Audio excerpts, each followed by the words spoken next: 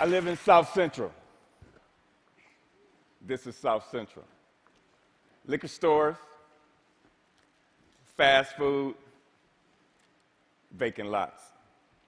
So the city planners, they get together and they figure they're going to change the name South Central to make it represent something else. So they change it to South Los Angeles. Like this is going to fix what's really going wrong in the city. This is South Los Angeles. Liquor stores, fast food, vacant lots. Just like 26.5 million other Americans, I live in a food desert. South Central Los Angeles, home of the drive-through and the drive-by. Funny thing is, the drive-throughs are killing more people than the drive-by. People are dying from curable diseases in South Central Los Angeles. For instance, the obesity rate in my neighborhood is like 5 times higher than, say, Beverly Hills, which is like probably 8-10 miles away. I got tired of seeing this happening. And I wonder, how would you feel if you had no access to healthy food? If every time you walk out your door, you see the ill effects that the present food system have on your neighborhood? I see wheelchairs bought and sold like used cars. I see dialysis centers popping up like Starbucks. And I figured this has to stop. So I figured that the problem is the solution. Food is the problem, and food is the solution. Plus, I got tired of driving 45 minutes round trip to get an apple that wasn't impregnated with pesticides. So what I did, I planted a food forest in front of my house. It's on a strip of land that we call a parkway. It's like 150 feet by like 10 feet. The thing is, it's owned by the city, but you have to maintain it. So I'm like, cool.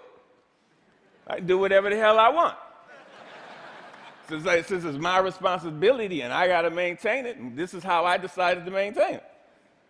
So me and my group, LA Green Grounds, we got together and we started planting my food forest, fruit trees, the whole nine, for vegetables. What we do, we're a pay-it-forward kind of group, where it's composed of like gardeners from all walks of life from all over the city, and it's completely volunteer, and everything we do is free. And in the garden, it was beautiful. And then somebody complained.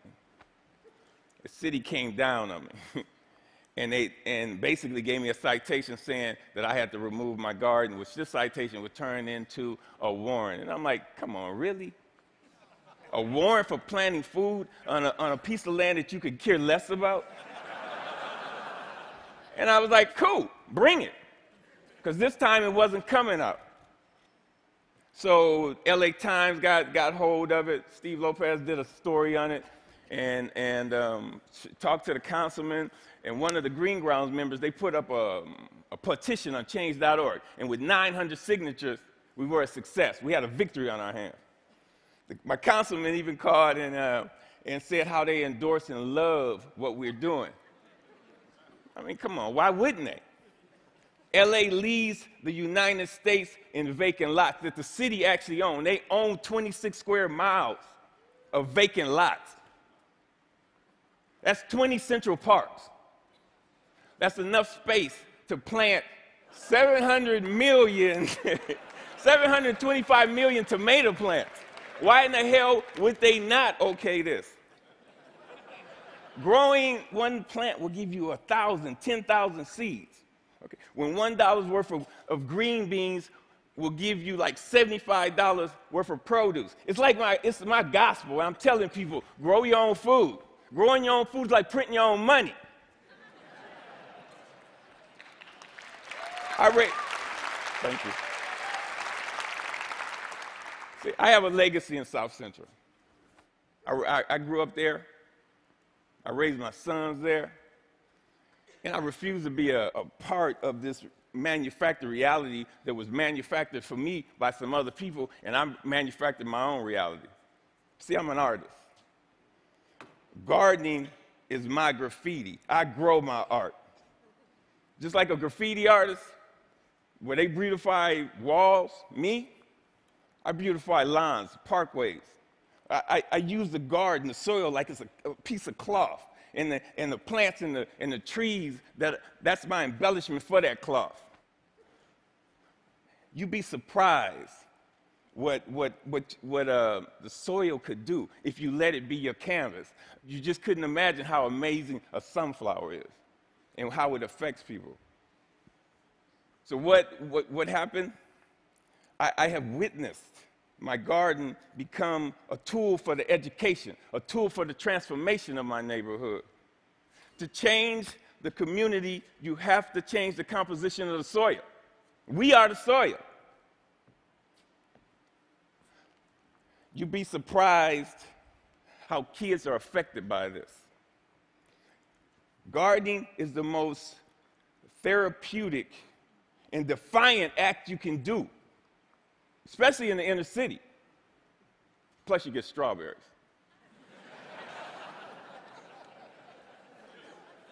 I remember this time, there was this mother and a daughter came. They were. It was like 10:30 at night, and they were in my yard. And I came out, and they looked so ashamed. I'm like, man, it made me feel bad that they were there. And I told them, you don't have to do this like this. This is on the street for a reason. It made me feel ashamed to see people that was this close to me that was hungry, and this only reinforced why I do this. And people ask me, Finn, aren't you afraid people are going to steal your food? And I'm like, hell no, I ain't afraid they're going to steal it. That's why it's on the street. That's the whole idea. I want them to take it, but in the same time, I want them to take back their health. There's another time when I put a garden in this homeless shelter in downtown Los Angeles. The guys, they helped me unload the truck. It was cool. They just shared the stories about how this affected them and how they used to plant with their mother and their grandmother. And it was just cool to see how this changed them if it was only for that one moment. So Green Grounds has gone on to plant maybe like 20 gardens. We've had like 50 people come to our dig-ins and participate in this, all volunteers. If kids grow kale, kids eat kale. If they grow tomatoes, they eat tomatoes. But when none of this is presented to them, if they're not shown how food affects the mind and the body, they blindly eat whatever the hell you put in front of them. I see young people, and they want to work, but they're in this thing where they're caught up. I see kids of color, and they just on this track that's designed for them that leads them to nowhere.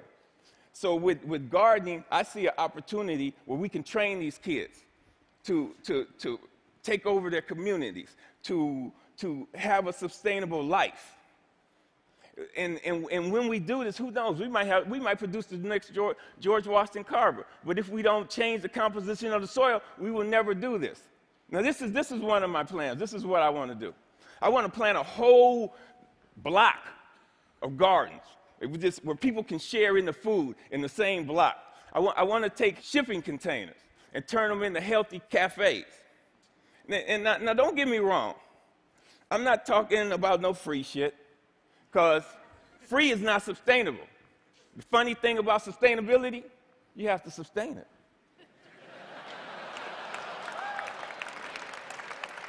What I'm talking about is putting people to work and getting kids off the street and letting them know the joy, the pride, and the honor in growing your own food. Opening farmers markets. So what I want to do here, we got to make this sexy. So I want us all to become ecolutionary, renegades, gangsters, gangster gardeners. We got to we got to flip the script on what a gangster is. If you ain't a gardener, you ain't gangster. Get gangster with your shovel, okay? And let that be your weapon of choice. So